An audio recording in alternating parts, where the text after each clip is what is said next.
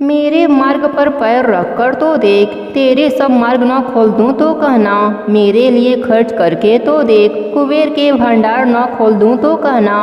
मेरे लिए कड़वे वचन सुनकर तो देख, कृपा न बरसे तो कहना। मेरी तरफ आकर तो देख, तेरा ध्यान न रखूं तो कहना। मेरी बातें लोगों से करके तो देख, तुझे गुणवान न बना दूं तो कहना। नमस्कार दोस्तों, आज मैं आपको गीता के 6वें अध्याय की कथा सुनाने जा रही हूँ। प्रेम से बोले कृष्ण भगवान की जय हो। भगवान श्री कृष्ण ने कहा, हे अर्जुन, जो कर्म फल की इच्छा मन में न रखते हुए कर्म योग द्वारा मेरे साथ जुड़े हुए हैं, वही सन्यासी कहलाने योग्य हैं। हे पार्थ, केवल भगवा वस्त्र पहनने और जटा धारण करने, शरीर पर भस्म का लेप लगाने अथवा मस्तक पर तिलक लगा लेने से कोई भी प्राणी सन्यासी कहलाने योग्य नहीं हो जाता। हे पांडु पुत्र अर्जुन, जिसको सन्यास कहा जाता है उसी को योग भी कहते हैं। जो प्राणी कामनाओं का विच्छेदन नहीं करता वह योगी कहलाने के योग्य नहीं होता।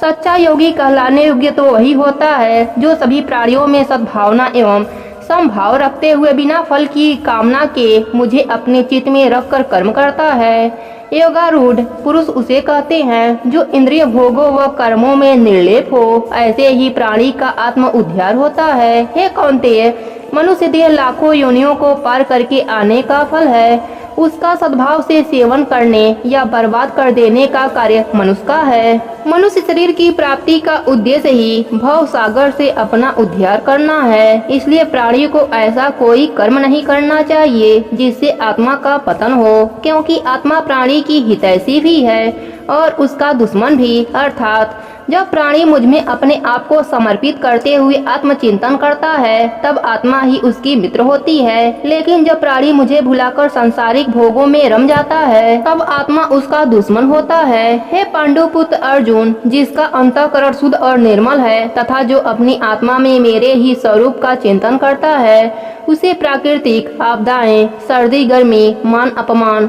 सुख दुख आदि परेशान नहीं करते। जो प्राणी अपनी आत्मा और चित्त में ही सदा मग्न रहता है वह ज्ञानी पुरुष कहलाने योग्य होता है। जिस प्राणी ने आत्मतृप्त होकर ही अमृत समझकर उसका रसपान किया है, जिसका इंद्रियों पर संयम है और जिसका मन केवल मेरे स्वरूप में ही रमण करता रहता है, उस योगी पुरुष के लिए मिट्टी, सोना, शत्रु तथा मित्र सभी एक समान होते हैं। सच्चा योगी सबका हितैषी तथा पक्षपात न करने वाला होता है। ऐसा प्राणी महान योगी और श्रेष्ठ होता है। अंततः वही परमात्मा सुख की प्राप्ति करता है। हे अर्जुन, जो प्राणी योग आरूढ़ होना चाहे उसे क्या करना चाहिए, अब यह सुन। सर्वप्रथम किसी एकांत एवं पवित्र स्थान में पृथ्वी से कुछ ऊंचाई पर कुश का आसन बिछाए तथा उसके ऊपर कपास का स्वच्छ कपड़ा रखे। उस आसन पर चौकड़ी मारकर प्रणाम की मुद्रा में निश्चल मन से इंद्रियों को बस में करके मुझ परमात्मा का ध्यान करे। इस प्रकार जो प्राणी योग क्रिया करते हुए मुझ में समा जाता है वह परमानंद की प्राप्ति करता है। हे कौन्तेय,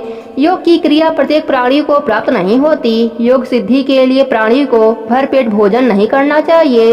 इसके अलावा न तो निद्रालु और न ही सदैव जागृत रहने वाला होना चाहिए। अर्थात संयमित जीवन यापन करने वाले को ही योग सिद्धि प्राप्त होती है। इस प्रकार जिस प्राणी का नित्य प्रति के अभ्यास द्वारा मन स्थिर हो जाता है वही प्राणी योगी कहलाता है। ऐसे योगी का मन वायुहीन स्थान पर जलते दीपक की लौ की भांत स्थिर हो जाता है। इसलिए योग क्रिया द्वारा सदैव एकांत स्थान पर ही मन को स्थिर करने से प्राणी को मेरे दर्शन का लाभ मिलता है, जिससे उसे आत्मा का आनंद प्राप्त होता है। वह आनंद इंद्रिय सुख से भी अधिक आनंददायक होता है। परमानंद की प्राप्ति होने पर प्राणी उस आनंद से विमुख नहीं होना चाहता। उस आनंद के समक्ष प्राणी को सांसारिक आनंद तुच्छ नजर आते हैं। हे धनंजय, जो प्राणी सदैव आत्मा में लीन रहता है वह सांसारिक दुखों से नहीं घबराता।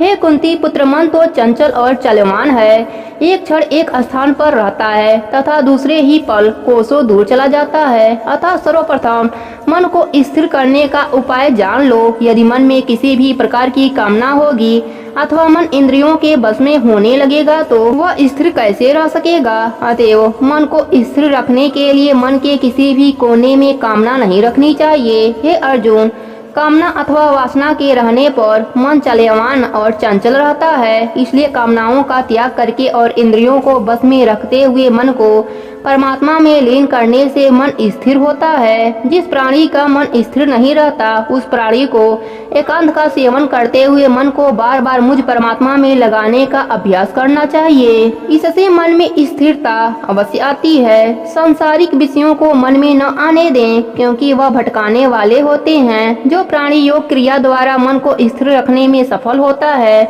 उसे ही परम सुख की प्राप्ति होती है। हे अर्जुन, जो प्राणी एकाग्रचित्त वाला होता है, वह अपनी आत्मा के समान ही अन्य प्राणियों में भी आत्मा के दर्शन करता है। ऐसे योगी प्राणी के लिए मेरा अभाव नहीं है। जो प्राणी मेरे आनंदमय सत्य आत्म स्वरूप को सदैव अपने नेत्रों के सम्मुख रखता है, उसके द्वारा किए गए सभी कर्म मेरे ही निमित्त होते हैं। उसे मेरे अतिरिक्त और कुछ भी दिखाई नहीं देता।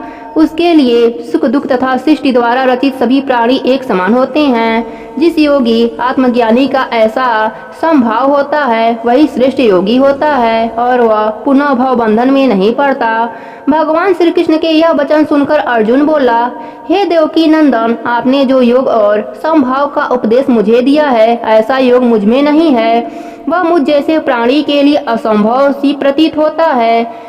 हे मधुसूदन, मन बड़ा चंचल और मस्त हाथी की तरह बलवान है। मन को बस में करना वायु को बस में करने के समान दुष्कर कार्य है। ऐसे चंचल और पवन के समान चालिमान मन को किस प्रकार बस में किया जा सकता है? अर्जुन की बात सुनकर भगवान श्री कृष्ण बोले, हे अर्जुन, इसमें किसी भी प्रकार का संदेह नहीं है कि मन चंचल और वायु की तरह तेज एवं गतिमान भी है। उसे बस में करना काफी दुष्कर कार्य है, लेकिन प्रयत्न और अभ्यास के द्वारा मन को अवश्य बस में किया जा सकता है। मेरे साथ प्रीति करने और संसार के विषयों से वैराग्य प्राप्त करने से मन निश्चल होता है। जिसने मुझसे प्रीति नहीं की, जिसने मुझ में चित्त नहीं लगाया तथा जिसने संसारिक विषयों से वैराग्य प्राप्त नहीं किया, वह मुझे नहीं पा सकता। जिसने कोशिश ही नहीं की तथा जिसने अभ्यास के द्वारा अपने मन को मेरे साथ नहीं जोड़ा, वह योगी कैसे हो सकता है? अभ्यास का अर्थ है कि प्राणी मन और विवेक को मुझ में स्थिर रखकर मेरा सुमिरन करें, यही अभ्यास है। जो प्राणी इस प्रकार अभ्यास नहीं करता, उसके लिए योग की प्राप्ति असंभव है। तब अर्जुन ने पूछा, हे मधुसूदन, जो प्राणी योग भ्रष्ट हो गया हो, अर्थात जो आपके प्रति मन में श्रद्धा का भाव रखकर भी आपकी कृपा का पात्र नहीं बन पाता, अथवा मन की चंचलता के कारण जिसकी योग साधना में कभी कभी व्यवधान पड़ जाता है, लेकिन विवेक तथा बुद्धि आपके प्रति ही स्थिर रहती है, ऐसे योग भ्रष्ट प्राणी की क्या गति होती है? ऐसा योगी वही वायु के वेग द्वारा आसमान में छाए बादलों की भांति भिन्न भिन्न होकर नष्ट तो नहीं हो जाता। हे देवकी नंदन, मेरे मन में उत्पन्न इस संशय का निवारण करने में आप ही समर्थ हैं, इसलिए आप इस संशय को दूर करें।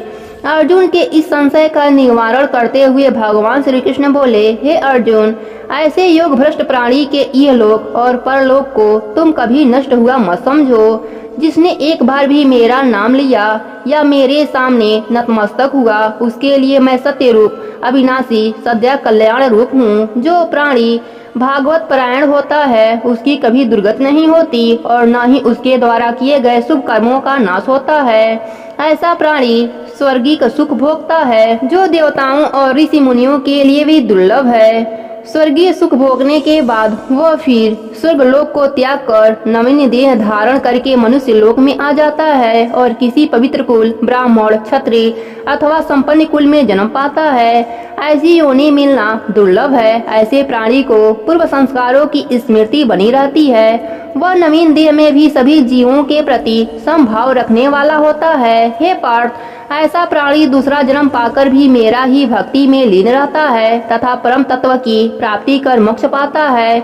यह मैंने तुझे उस योग भ्रष्ट प्राणी की गति बताई है, जो जीवन के अंतिम क्षणों में मुझे भुला देता है। जो प्राणी मुझे अन्य समय में भी नहीं भूलता तथा उस समय भी मेरे प्रति ही समर्पित रहता है, वह स्वर्गीय सुख भोग कर अगले जन्म में कुलीन घर में जन्म लेता है और पुनः अपने आप को मेरे चरणों में समर्पित करके मेरी भक्ति करके मोक्ष को पा लेता है। अर्थात योग सिद्धि एक ही जन्म में प्राप्त नहीं होती, इसके लिए अनेक जन्म लेने पड़ते हैं। जिस प्राणियों को अपने पिछले जन्म की स्मृति बनी रहती है वे योग मार्ग से विमुख नहीं होते। ऐसे योगी प्राणी अंततः मेरे बैकुंठ धाम को प्राप्त होते हैं। हे अर्जुन, घोर तपस्या में लीन शास्त्र ज्ञाताओं एवं फल प्राप्ति के लोभ में कर्म करने वाले से योगी कहीं अधिक श्रेष्ठ होता है। हे कुंती नंदन, तुम भी योगी तथा शास्त्र ज्ञाता हो। मेरी पूजा अर्चना करने वाला तप योगी हो, वह श्रेष्ठ है, लेकिन ज्ञान योगी सर्वश्रेष्ठ होता है। हे धनंजय, जिसकी आत्मा सदैव मुझ में लीन रहती है, जो सदैव मेरे स्मरण में ही मग्न रहता है तथा जिसकी हर श्वास में मेरे नाम के साथ निकलती है, वह मुझे सर्वाधिक प्रिय है और वही सर्वश्रेष्ठ योगी भी है।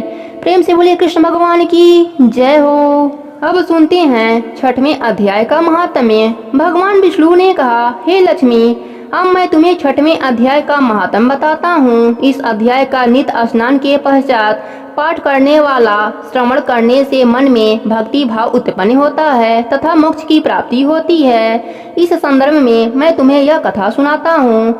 पुरातन काल में गोदावरी के तट पर एक नगर में जानश्रुति नाम का एक राजा राज्य करता था। वह महातपस्वी, धर्मात्मा, प्रजाप्रिय तथा न्यायप्रिय था। राजा जानश्रुति प्रतिदिन यज्ञ आदि कर्म किया करता था, जिससे उसके राज्य पर इंद्रदेव की सदैव कृपा रहती थी। उस धर्मनिष्ठ राजा के राज्य में प्रजा काफी खुशहाल थी, इसलिए प्रजाजन राजा की स्तुति करते थे।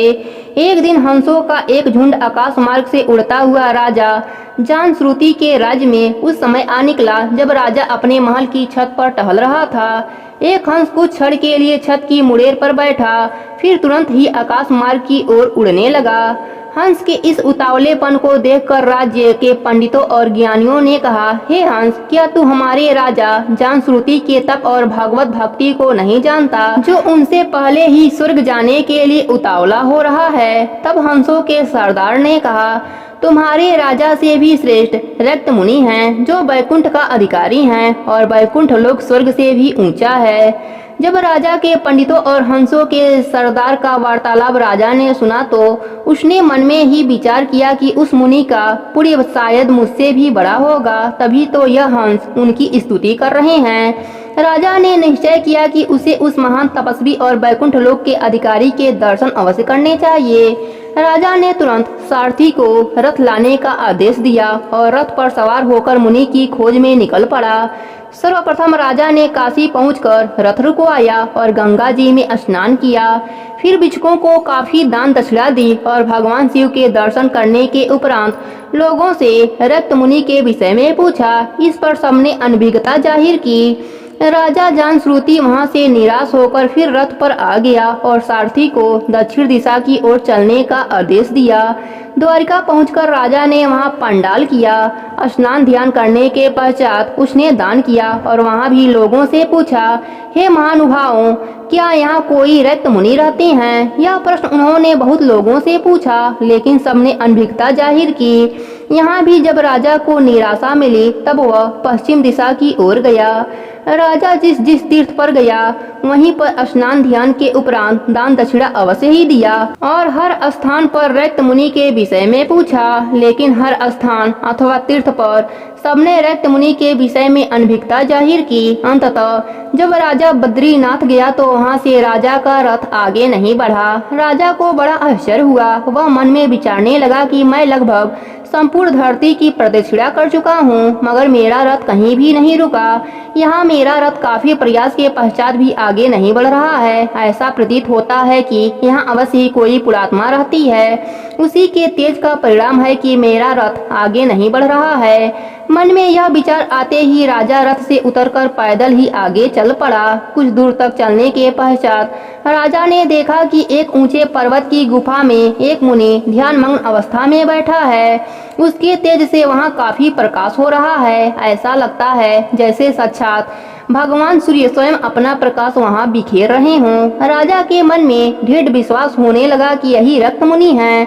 राजा ने आगे बढ़कर उन्हें साष्टांग प्रणाम किया और हाथ जोड़कर स्तुति करते हुए बोला, हे मुनिवर, आपके दर्शनों से मेरा कल्याण हो गया है, मेरा जन्म सफल हो गया है। मुझे दर्शन देकर आपने मेरे जन्म जन्मांतर के पाप नष्ट कर दिए हैं। राजा के ऐसे वचन सुनकर रक्त मुनि ने कहा, हे राजन, तू धर्मावतार और पूर्णात्मा है। तब राजा ने मुनि से पूछा, हे मुनि श्रेष्ठ, आपके तेज का रहस्य क्या है? इस पर मुनि ने कहा, हे राजन, मैं तो एक मामूली जटाधारी साधु हूँ। यहाँ जो प्रकाश तू देख रहा है वह तो श्रीमद् भागवत गीता के 6वें अध्याय के पाठ का परिणाम है। मैं नित्य स्नान आदि से निवृत्त होकर गीता के 6वें अध्याय का पाठ करता हूँ।